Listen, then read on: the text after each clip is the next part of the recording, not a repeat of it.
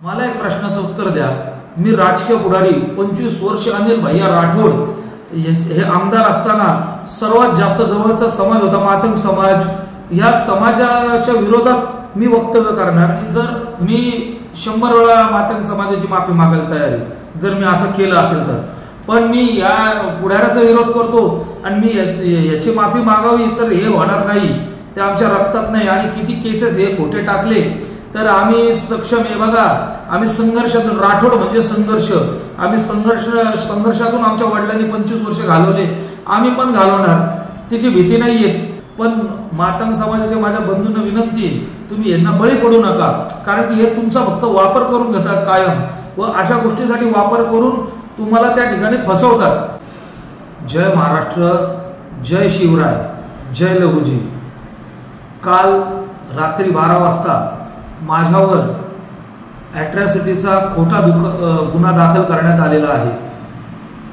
आपण पाहतोय गेल्या अनेक वर्षापासून या नगर शहरात खोटे गुन्हे दाखल करणं चालू झालेलं आहे।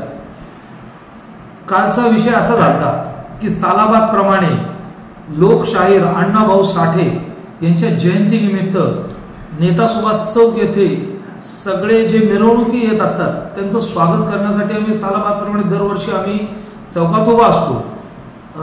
अण्णाभाऊ साठे यांची जयंती असो, आंबेडकर डॉक्टर बाबासाहेब आंबेडकर यांची जयंती असो, शिवजयंती असो, गणपतीच्या मिरवणुका असो, या नेता सुभाष चौकातून ज्या ज्या मिरवणुकी जात असतात त्यांचं स्वागत करण्यासाठी आम्ही दरवर्षी नेता सुभाष चौकात आम्ही असतो। काल सुद्धा आम्ही अण्णाभाऊ साठे यांच्या मिरवणुकीचं स्वागत करण्यासाठी चौकात उभं होतो। उभं असताना त्या ठिकाणी 9:30 वाजता रात्री एक मंडळ आलं तिकडं व त्या ठिकाणी एक राजकीय पुढाऱ्याचं गाणं त्यांनी मोठ्या आवाजात मुद्दामून चौकात लावलं। बरं, त्या ठिकाणी आम्ही फक्त त्यांना पोलिसांना सांगितलं आज अण्णाभाऊ साठे जयंती आहे, अण्णाभाऊंचे गाणे लावा, पण ते न लावता त्या ठिकाणी त्या राजकीय पुढाऱ्याचं गाणे लावून व त्याचे काही कार्यकर्ते आमच्याकडे बघून वेगवेगळे इशारे करत होते। बरं, याची माहिती आम्ही 8:30 वाजता कोकरे साहेबांना दिली होती की या नेता सुभाष चौकात काही प्रकार घडू शकतात, साहेब तुम्ही इकडे थांबा। तर पोलिसांच्या समोरच हा प्रकार होत होता। तर त्या ठिकाणी आम्ही त्यांना जाऊन विरोध केला की तुम्ही लोकशाहीर अण्णाभाऊ साठे यांचे गाणे लावा, यांच्या संबंधितले गाणे लावा, आपल्या मातंग समाजाच्या संबंधितले गाणे लावा, पण तसं न करता त्या ठिकाणी त्या राजकीय पुढाऱ्याच्याच नावाचे गाणे लावत होते। तर ते विरोध केल्यामुळं पोलिस त्यानंतर तिकडे आली, पोलिसांनी सीडी बंद केला, सीडी पुढे गेला, एवढंच झालेलं आहे, याच्या पलीकडे काय झालं नाही।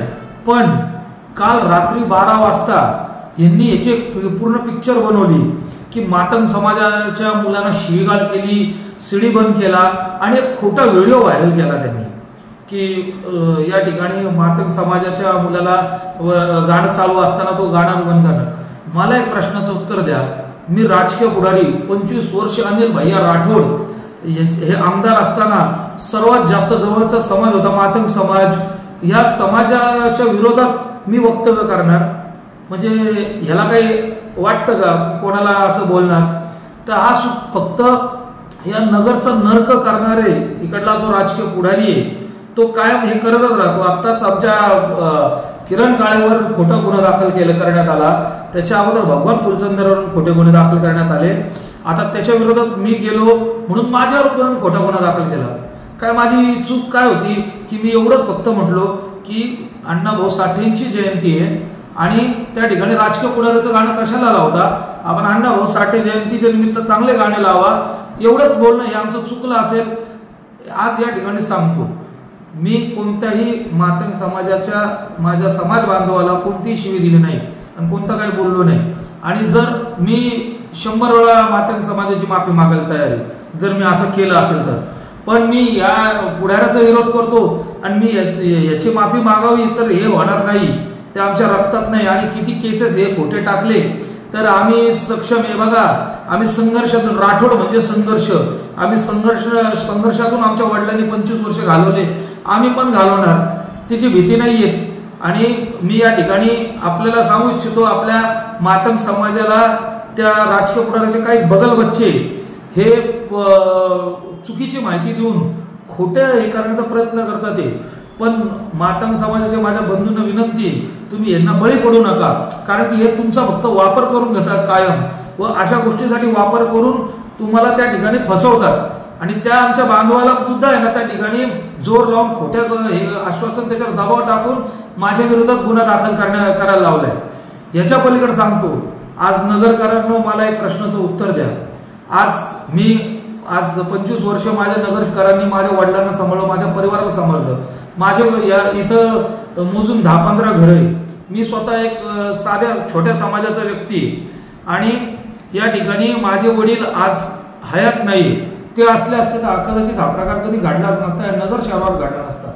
पण आज ते नाही. तर माझे नगरकर हा माझा परिवार आहे व तुम्ही माझे मायबाप जनता आहे. तुम्ही न्याय द्यायचा मला. माझ्यावर 100 केसेस होऊन द्या, न्यायालयात काय होऊन द्या, पण तुम्ही खरे न्यायाधीश आहात. नगरची जनता ही न्यायाधीश आहे.